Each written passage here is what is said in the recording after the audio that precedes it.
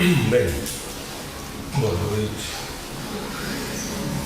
Hoje o nosso assunto é gol, afeto e transcendência.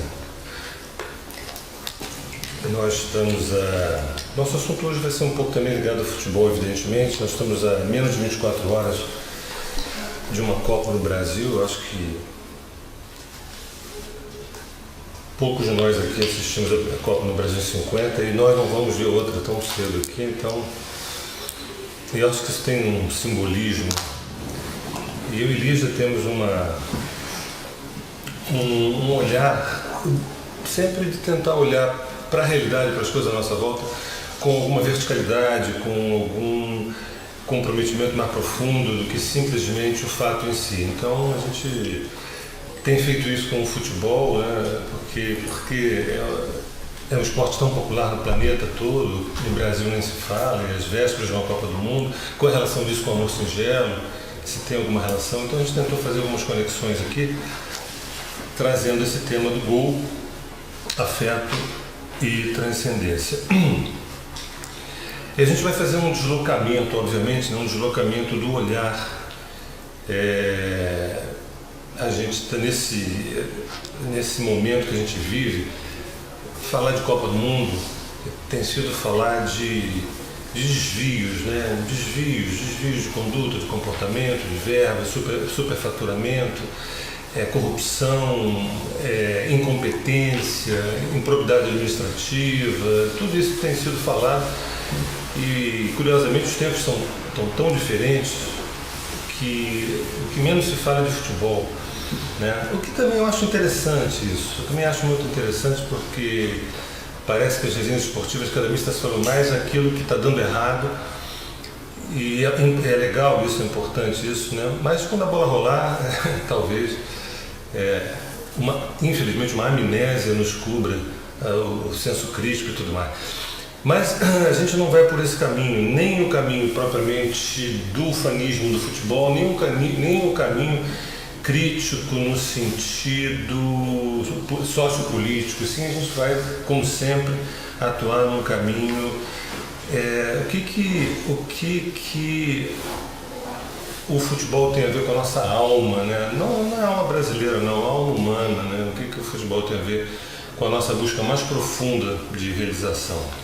Então, a gente lembra que a gente pensou quatro esferas do futebol, que é o aspecto da diversão, o aspecto dos negócios, o aspecto da catarse e o da comunhão, né? Diversão, lazer, brincadeira, zoação, tudo isso. Meus negócios também, milionários que a gente não tem lucros diretos com isso, mas muita gente ganha com essa história toda. Catarse, eu acho que todos nós conhecemos, na medida que a gente dá uns bons gritos, e esses gritos às vezes lavam a nossa alma em relação ao trabalho, em relação ao casamento, em relação a filho, a gente aproveita naquele momento ali para lavar a água, soltar os bichos, também tem essa função meio que de higienizar, de botar para fora, de limpar. E tem uma outra que nos interessa em particular, que é o aspecto da comunhão, que na verdade vai além do fato de os mesmos torcedores comungarem por um gol, é mais do que isso, né? Então, posto isso, a gente dividiu o nosso encontro em duas partes. A primeira parte a gente vai dar um plano geral e a segunda a gente vai entrar em campo, né? Se vocês permitirem, vocês são convidados também para entrar em campo aí. Sempre associando o nosso olhar à questão do afeto e à questão da transcendência. No primeiro momento, mais a transcendência, no segundo momento, mais o afeto.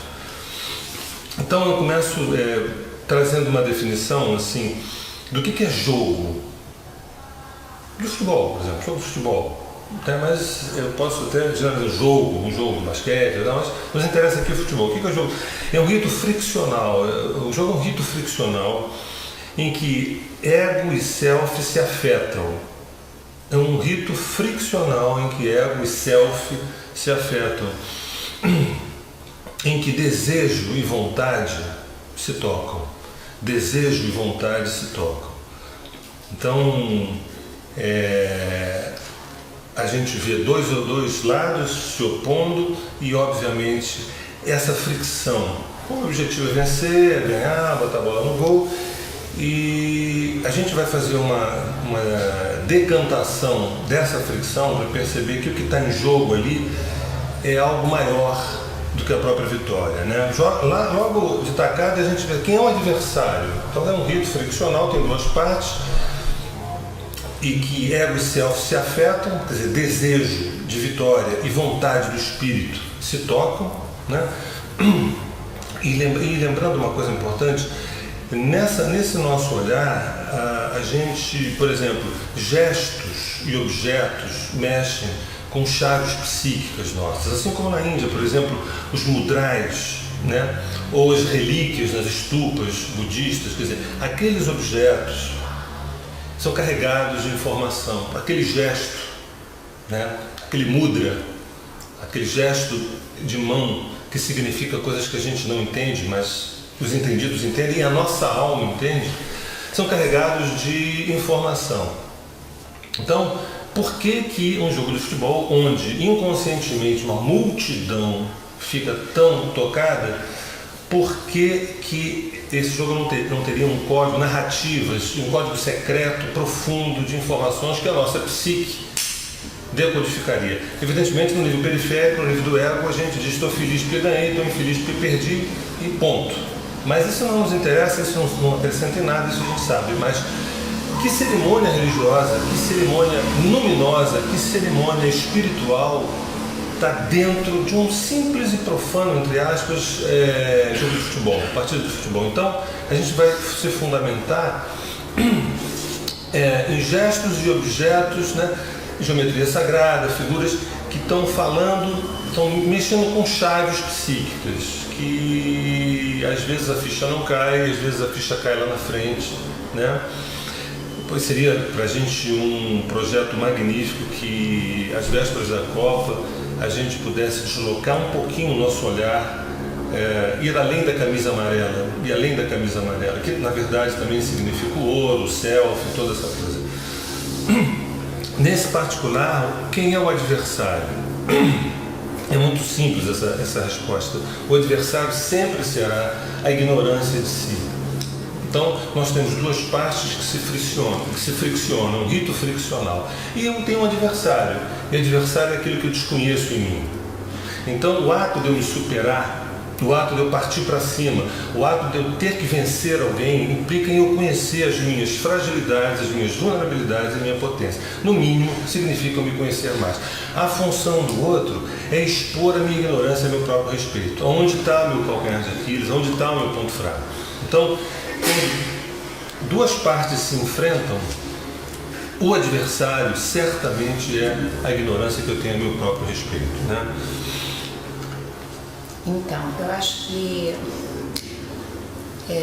a riqueza desse olhar sobre o futebol, desse deslocamento, que é olhar o futebol de uma forma mais profunda, né, que também não destitui a graça da gente torcer e de se envolver com o jogo, enquanto o jogo ali, né, como a gente está habituado, é porque eu acho que a partir daí a gente começa a cultivar essa atitude diante da vida, que é poder olhar para tudo que nos cerca e tudo que nos acontece, buscando um significado que está por detrás, um significado que está oculto, um código secreto, sabe, que existe, na verdade, em todas as coisas da vida, pedindo um diálogo conosco e que nós não somos ensinados a conhecer esse código e nem essa linguagem. Quando a gente olha o futebol, é muito surpreendente, com esse olhar então mais profundo, o que a gente vai descobrindo. O futebol tem uma numerologia, sabe, muito interessante, e que a gente ouve o tempo todo os números que envolvem o futebol e a gente não faz conexão com nada. Mas então, se a gente se debruça, olha só, é uma numerologia que não é à toa, né? Ela não é do nada, não há uma coincidência, né? Então, a gente está cansado de saber que são 22 jogadores, não é isso? Agora, a gente tem dois sistemas de conhecimento profundo que se utilizam desse número 22 muito forte. Um é o tarô, que é um sistema, são dois sistemas diferentes, esses que utilizam 22, o tarô é um, em que a gente tem 22 arcanos, que começam no louco, depois vem o mago, depois a gente encontra a papisa, depois a imperatriz, vai acabar no arcano 21, juntando com o louco são 22, né? E na mística judaica, a gente tem as 22 letras hebraicas. Esses dois sistemas, eles na verdade são a representação simbólica do caminho da individuação de qualquer ser humano. Cada arcano do tarô e cada letra hebraica representa uma etapa desse caminho que, na medida que a gente pode usar como referência para o nosso próprio desenvolvimento. Mas essa numerologia, assim, ela não acaba aí. A gente tem os 22 jogadores, né, dos dois lados, mas a gente tem 11 jogadores em cada time, né? E esse número 11 a gente vai encontrar completamente relacionado com as Sefirot, que constituem a árvore da vida e da cabala judaica também. São 11 Sefirot. Então, a árvore da vida na cabala judaica, ela começa em Keter, depois vai para Hokmah, depois Binah, Hesed, que são nomes para gente que parecem completamente desconhecidos, mas essas Sefirot, então, que totalizam 11, tem uma inclusive que é oculta, que é a Da'at, né? Elas também são representações desse processo evolutivo humano. Se a gente olhar a árvore cabalística judaica de baixo para cima, ela descreve o caminho que a centelha divina faz até se encarnar, até essa centelha divina ganhar um corpo, como nós somos aqui. Então, é como se descrevesse esse caminho, né, da encarnação do ser humano e de tudo, né, que tem vida. Por outro lado, se a gente olha o caminho da árvore da vida de baixo para cima, é o caminho da sutilização da nossa consciência, em que o que é denso, o que é material, vai, vamos dizer assim, passando por cada séfira até chegar no máximo da sutilização e na diluição no todo e na totalidade do universo. E isso tudo tem a ver com esse número 11. Que na numerologia mesmo, o número 11, ele é chamado número mestre, porque o 11 é fundamentalmente ligado à ideia da espiritualidade, da ligação com o espírito. Bom, quando a gente soma os 11 jogadores com a torcida, o que é comum, né? Todo mundo diz que a torcida é o 12º jogador, né? Então a gente vai ter os 12. E, novamente, a gente tem uma representação muito forte desse processo de desenvolvimento da consciência humana. Por quê? Né? Nós temos 12 signos. Então, a mandala zodiacal é a outra forma, né, que existe de nós podermos nos referenciar nesse processo de nos tornarmos inteiros, indivíduos, com mais conscientes, qualquer que seja o nome que a gente quiser. Né? De Áries até Peixes, Áries é o nascimento. Peixes também é essa consciência que se dilui, é a grande diluição do todo. Então, cada signo vai representar também uma etapa. E tudo isso, então, é muito impressionante quando a gente vai se dando conta. Quer dizer, o que esse jogo quer conversar com tanta gente que o vê? Né? Quando a gente, eu acho que percebe essa... Eu sempre fico assim, emocionada quando eu vejo a quantidade de símbolos que existem nas coisas, porque eu percebo isso como uma tentativa do sagrado de Deus conversar com a gente, sabe? Através dessas coisas que nos cercam. Então, além dessa numerologia, a gente tem outras referências. Eu queria só agregar um toque aí na história que ele já falou, que é o seguinte: a gente costuma dizer assim, porque a vida não tem roteiro, a gente aprende, ela vai dar porrada mesmo. O que esses anos de estudo me ensinaram, que eu achei precioso, que a vida tem um manual, a vida tem um roteiro. Por exemplo, não creio que o roteiro vertical seja nascer, crescer, se desenvolver, estudar, construir uma família, ter filhos, trabalhar, envelhecer, morrer e deixar um legado. Isso não é um roteiro da vida, isso é um roteiro biológico, um roteiro, parte dele psíquico, mas porque a gente é inclinado a essa coreografia. Mas tem um roteiro vertical, né, que os iniciados, esses homens à toa, que não fazem porra nenhuma, que ficam apenas como uma espécie de receptáculo cósmico, recebendo informações, download crônicos de estrelas e sei lá de onde, esses decodificaram o roteiro da vida. Então, quando a gente fala de 22 singelos arcanos, ou 12 singelos signos, né, ou 11 sefiró, que vocês ouçam o seguinte: estudem, porque ali está a arte da gente se transformar num homem e numa mulher. Porque qual é a questão?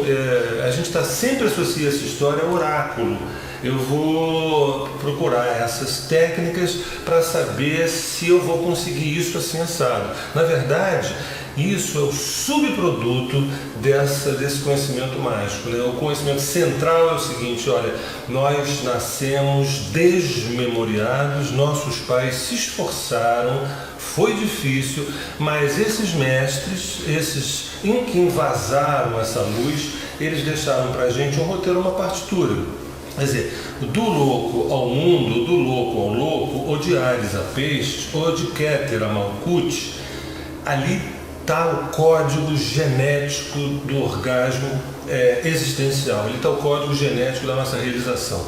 Como esse peixe é vendido como forma de oráculo, a gente fica meio assim, mas se a gente dá o status que isso tem, conhecimento sagrado, iniciático, o roteiro vertical da nossa existência, então um simples jogo de futebol, ou o ato da gente tirar o carro da garagem, e o ato da gente tirar o carro da garagem e levar para o trabalho, com engarrafamento ou não, a gente tem que passar pelos 22 arcanos, a gente tem que passar pelas 11 sefirós, a gente tem que passar pelos 12 signos, obrigatoriamente. O ato de eu levantar aqui, beber uma água lá, eu tenho que passar. Então, compreender isso é organizar e a gente errar menos. Então, era importante deixar esse dado, entende?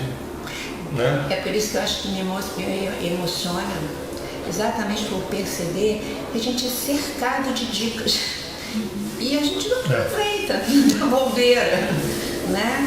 Então, que a gente se sinta estimulado a aproveitar as dicas, né? A entender, a desenvolver essas linguagens, porque elas têm de formas completamente diferentes, né? Cada um assim como, por exemplo, tem todo o interesse de associar o futebol a negócios, assim como tem todo o interesse de associar o futebol à alienação, a gente também tem interesse de associar o futebol à consciência, entendeu? Então tem gente que tem interesse de pegar todos esses saberes e colocar na ordem do menor, o conhecimento menor, um conhecimento não acadêmico, um conhecimento não reconhecido, e na verdade a minha experiência pragmática, objetiva, material com esses conhecimentos é de uma bússola, de uma ferramenta. Então a gente usa isso no esporte para perceber que há um código genético no futebol que mostra também o que é ser campeão. A gente vai chegar lá, a gente vai hoje fazer uma volta olímpica aqui, já. O campo, a gente estava falando do jogo, do adversário, os 22 jogadores, o campo é um território obviamente sagrado. Tem duas coisas que eu queria realçar no megafone aqui, que não passa nunca pela cabeça, né? O que eu posso esperar no jogo? Perguntar na entrevista, assim, ou de repente amanhã o Galvão Bueno vai perguntar o que você espera, não numa partida, ninguém vai responder isso. Mas tem duas coisas que são importantes no jogo, né? Uma, eu espero que esse jogo me traga uma presentificação e um arrebatamento. Um jogo, ele tem a obrigação de fazer com que a gente se presentifique naquele momento e a gente viva um arrebatamento. Um arrebatamento na vitória, um arrebatamento na derrota, um arrebatamento no empate. Quer dizer, é muito difícil ou você está em campo ou você está na torcida e você, não é impossível, mas é mais difícil, principalmente em campo, você está ausente. Quando você está correndo, driblando, se esforçando, é um ato de presença. Se a gente for fazer uma análise dos conhecimentos assim, ancestrais, que definem muitas vezes iluminação, como estar presente, um rito friccional, competitivo, onde tem uma galera botando um gás intenso, é mais fácil você estar presente. É muito difícil você estar aí correndo ou estar torcendo pensando em alguma outra coisa.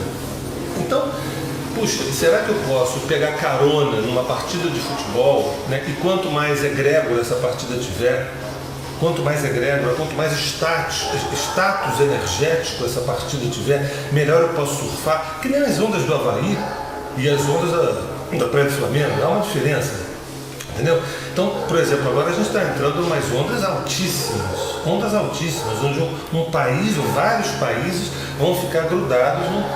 Então, eu espero que um processo de presentificação e de arrebatamento. Presentificação vai definir como que estar presente, né? Isso é uma coisa que me incomoda em particular. Eu acho que talvez eu seja uma exceção quando vejo determinadas partidas de futebol e a Copa do Mundo em especial. Eu gosto de assistir como se eu estivesse no Teatro Municipal. O que eu quero dizer é o seguinte: não vou de terno gravar nada disso, mas a televisão eu fico absolutamente assim, né? Às vezes eu fico em pé, às vezes eu ando para um lado para o outro, mas a ideia de terem 18 pessoas do meu lado, gritando, soltando, falando, contando casos, atendendo telefone e tudo, é uma coisa que, no meu particular, chamamos isso de alegria, entendeu? Que é alegria, né? Que está tudo certo, né? Mas isso é catarse, né? Quer dizer, a gente usa esse barato para um processo mais dispersivo. Quando eu falo de presentificação e arrebatamento, é algo de profunda conexão com aquele rito ali, com aquele rito sagrado, aquele território sagrado, que a bola não pode sair dali, senão o juiz marca lateral, né? Então, o escanteio. Se a gente mantiver esse olhar simbólico, que nós aqui nessa sala teremos para tudo na vida, né? A gente vai perceber que o estádio ele tem uma geometria sagrada fortemente delineada. Quer dizer, ele tem uma relação com a ideia do tempo mesmo. Vê se vocês acompanham, embora a gente aqui não tenha uma figura, né? O estádio é como se fosse um círculo, não é? Que envolve um quadrilátero, que é o retângulo, que é o próprio campo. E a gente lembrar que o campo de futebol é verde, que é a cor da cura, né? Onde tudo se dará. No centro do campo de futebol, o que a gente vai encontrar? O desenho de um círculo, não é? Com um ponto no meio.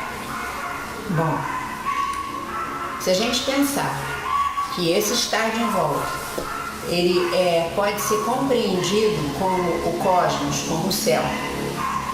O campo de futebol, esse retângulo, ele traz a ideia da Terra, do lugar em que nós estamos, onde vivemos a vida. O quadrilátero, né, tanto o quadrado quanto o retângulo, em todas as escolas de mistério, já tem uma relação com o número 4.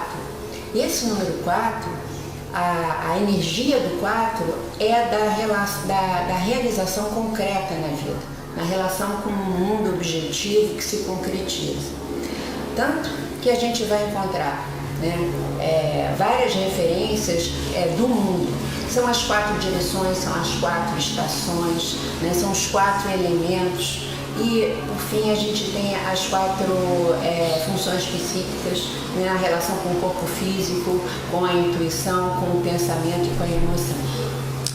Então, eu acho que o que eu queria trazer aqui é essa ideia de que o estádio representa o grande círculo, a grande mandala. Então, ali tem uma totalidade que se dá. O retângulo, onde o campo, as coisas acontecem, como na nossa vida, no nosso cotidiano, enquanto a gente está encarnado. O círculo no meio vai ser a representação do self, e o ponto dentro desse círculo é a representação da individuação, do inteiro, daquilo da nossa totalidade. Então, naquela construção há uma geometria que representa todo o processo de integração do indivíduo, né? E isso também nunca é conversado, nunca é falado por ninguém. Mas é como se a energia da própria arquitetura ali constituída, ela tem a função de estimular experiências internas, exatamente como acontece com as igrejas, com os templos, em que toda a construção é feita de uma forma que o espaço ali tem uma energia que nos estimula no nível inconsciente para o desenvolvimento. Só que isso não é falado e a gente não costuma perceber.